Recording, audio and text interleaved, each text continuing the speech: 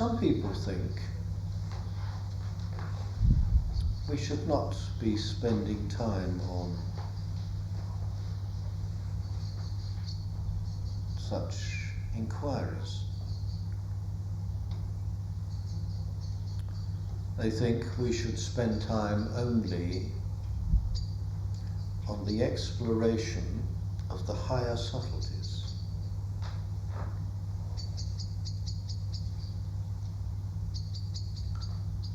Meaning,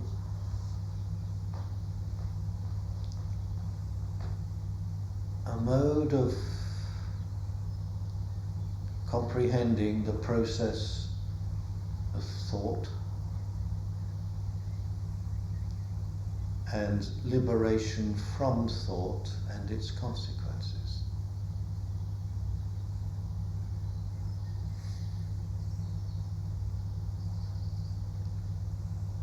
That was originally, when I was aged 18, and for a bit later, that was originally my own mode of thinking. Resulting from various happy encounters with gentlemen in yellow robes and similar.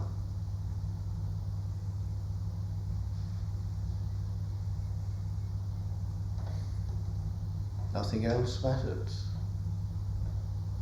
Terminate the cycle of incarnation.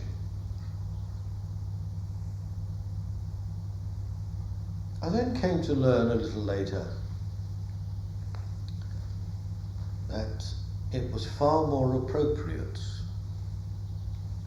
in dealing with the demands of the environment in which we live, that we call civilization,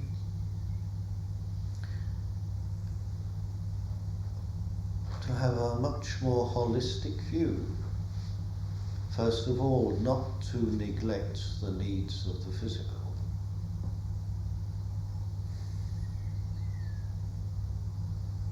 Secondly, to realize that there is a validity in the higher reaches of culture. Literature, music, etc., etc.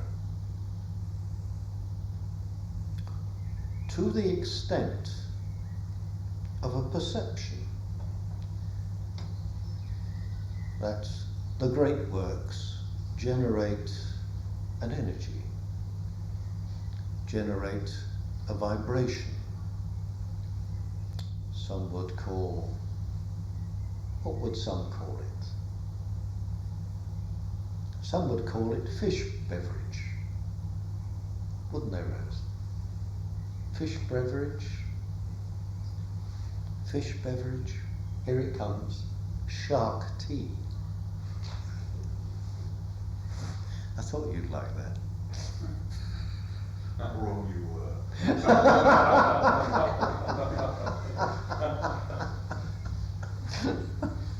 Did you get that, Elfin? Good. Shakti. That's a strange thing and very interesting. Everything is relevant, everything has its place. Everything we encounter in experience, however dreadful, at some level has the spark of regeneration and transformation.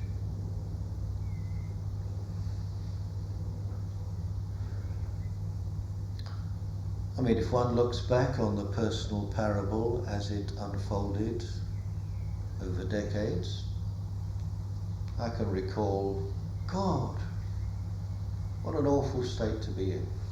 Fancy, oh, this environment. Out of it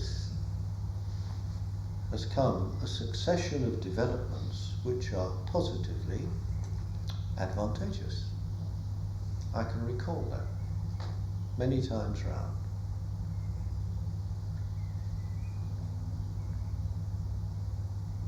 And equally, of course, every situation, every human manifestation will cast a shadow. The seed of deterioration is in all things, and most obviously including the human structure.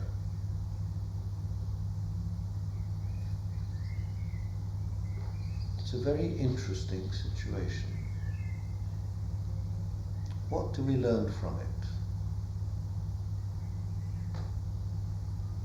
The things which are most regrettable can, in the long term, yield most valuable lessons which result in change, advantageous change.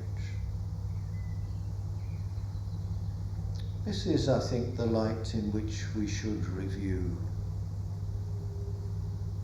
the state of the world, the state of society.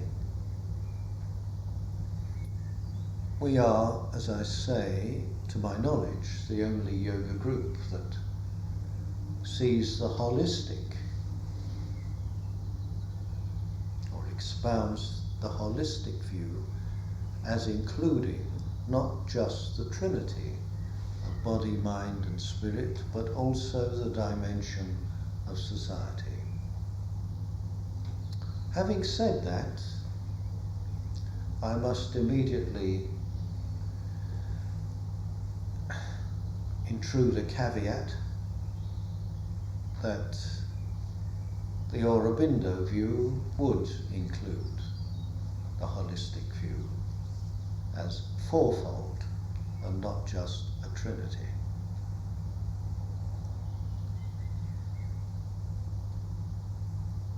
But how that operates in practice is maybe another matter.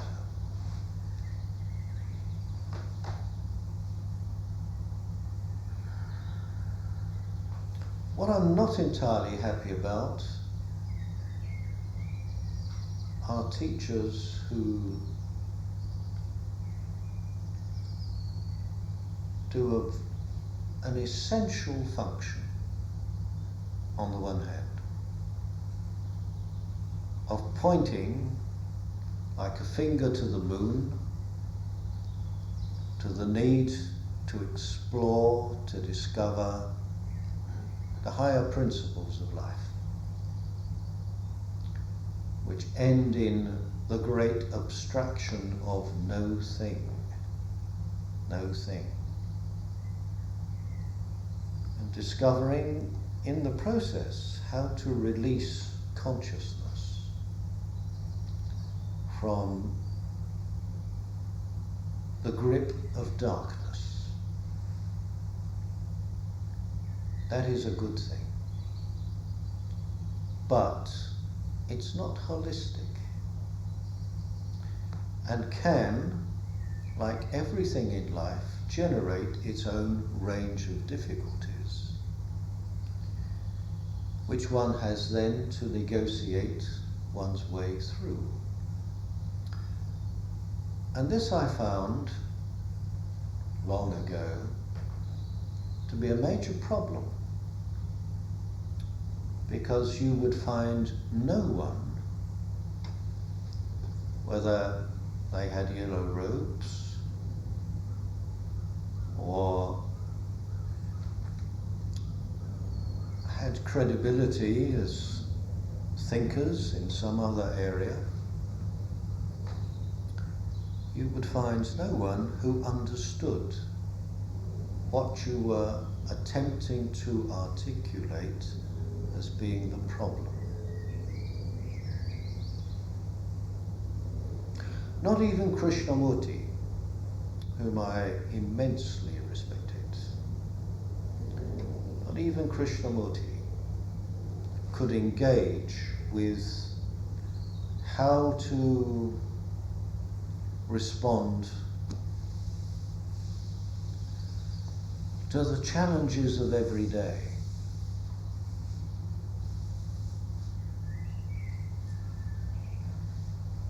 Interestingly, And there's a very relevant passage in Pupul Jayaka's biography of Krishnamurti. Interestingly, he acknowledged the existence of evil, which for someone in that rarest mode of thinking is very interesting in itself and also revelatory. Of course, it all depends on what you mean by evil.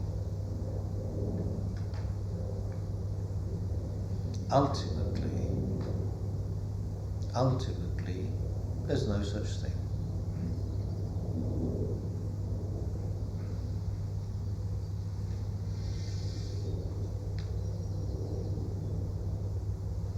I remember as a child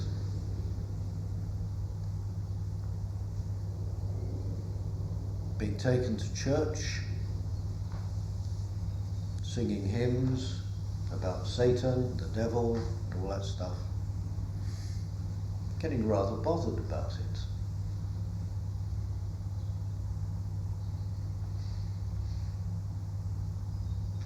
And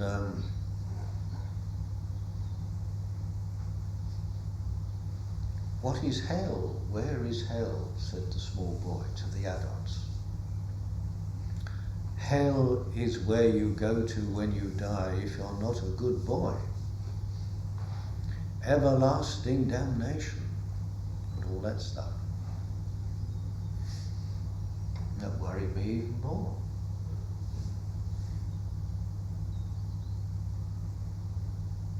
So I started asking questions about the devil. What is the devil? Where is the devil?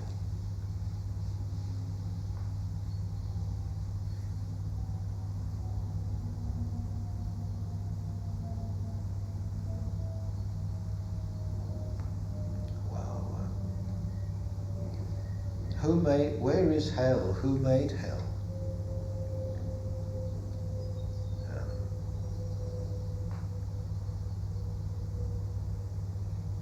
Did God make everything? Yes, God made everything. Did God make hell? No, God didn't make hell. The devil made hell. But God made everything. Very curious business. And then if you had an injury or something, that's God punishing you for being a naughty boy.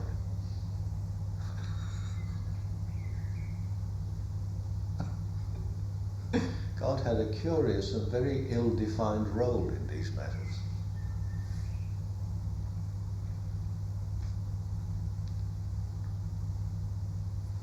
Anyway, I asked so many questions about hell and the devil that the adult world ceased to be affirmative.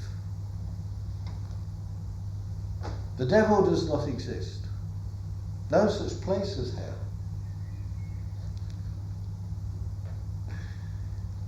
It's all very strange. And you don't come to very much greater clarity, at least so I found when I was a lot younger, if you put the problem before the experts.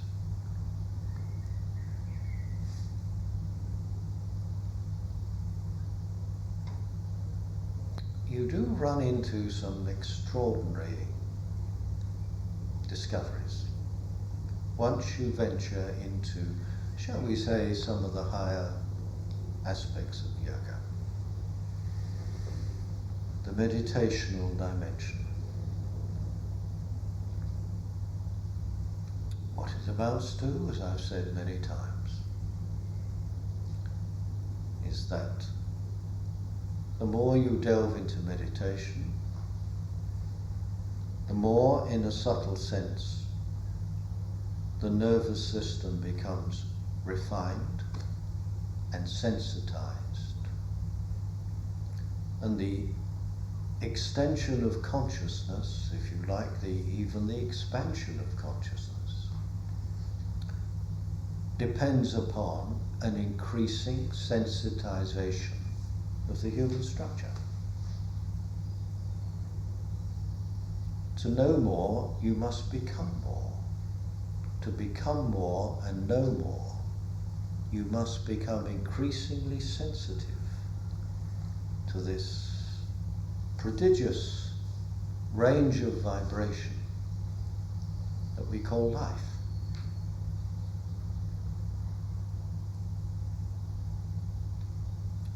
But becoming more sensitive means you have less ability to withstand the impact of harsh experience.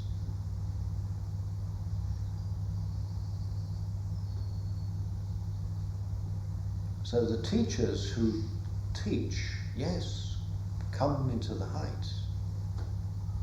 One has to wonder if they themselves have this holistic vision which enables one to see that strength and sensitivity must be in balance. I'm thinking of one individual in particular who is saying good things. But you look and you think, now, this chap came to his good things via a nervous breakdown. From it arose insights. The disaster yielded light. It's a fact of human experience. Light is always born in the darkness. But that's great. It's absolutely essential, especially at this time, that there is this finger pointing at the moon saying, reach for the wisdom level.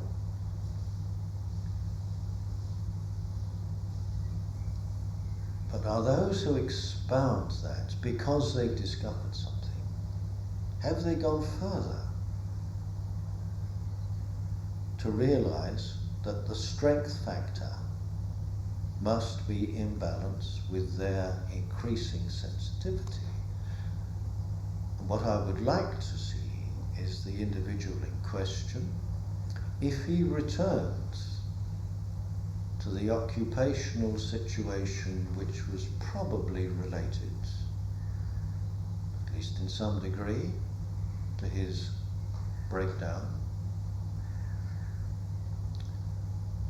could he return to that and survive creatively, triumphantly, as everything he says seems to be implying?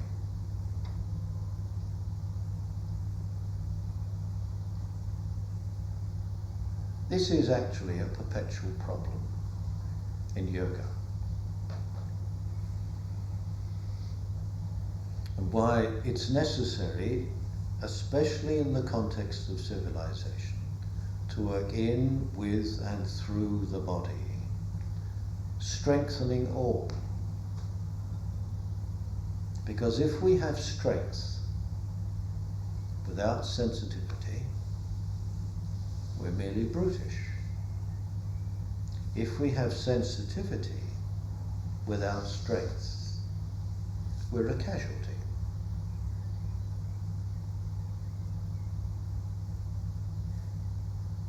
So the holistic approach to yoga should be one which counterbalances strength and sensitivity.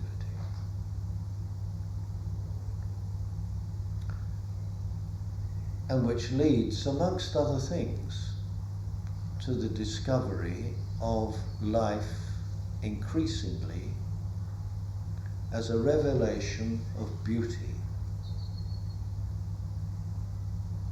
Beauty.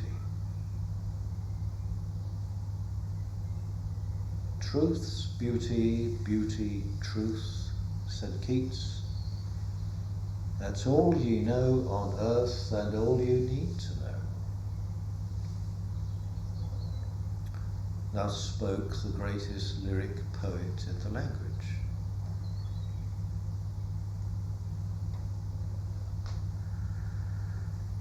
A reincarnated Greek, if ever there was one.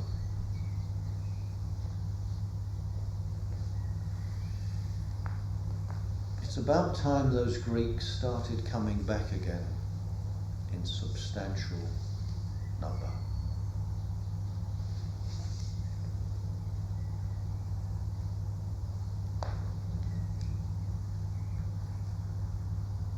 They're very badly needed. Education must begin to mean again the quest for beauty.